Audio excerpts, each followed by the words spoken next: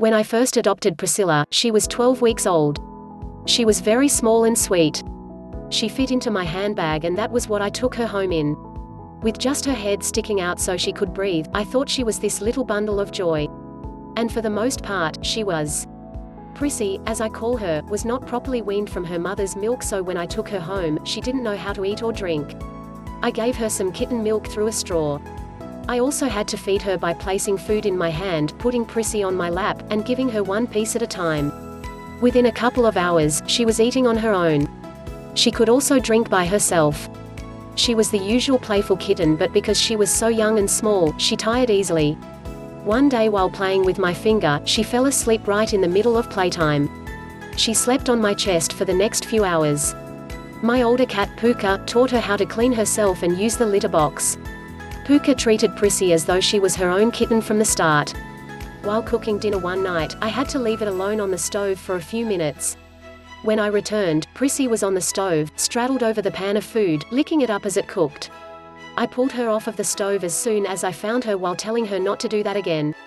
Of course, as a very independent kitten, she had to learn for herself. And that came about when she put her paws into a hot oven. She quickly jumped down and never again went near the range. I began to notice something Priscilla did regularly. She liked to go on indoor runs, but was never happy to stop when she reached a wall. No, it was then that she would climb the walls, nearly to the top, before having to get back down.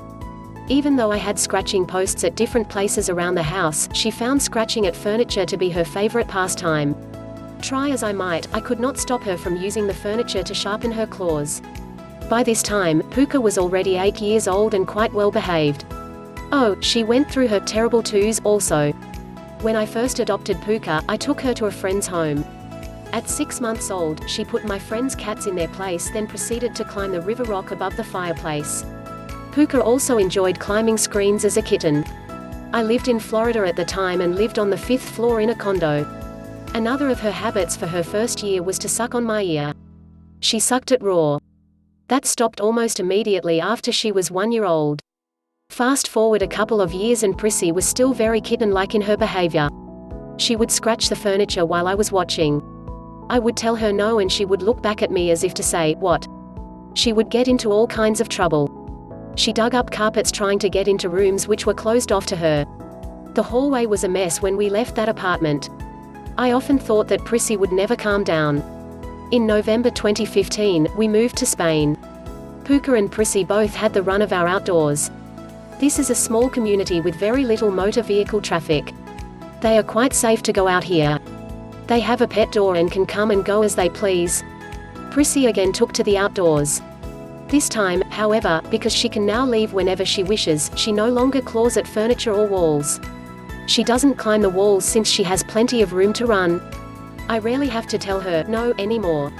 She is a changed cat. I asked why she changed so much. The answer: she is free. Prissy is no longer getting bored. So, yes, the answer is cats do get bored. If you love animals and want to help be a voice for them, please join me on my website http://please-nomore.com. Be sure to leave a comment on the posts you read. Share if you like them.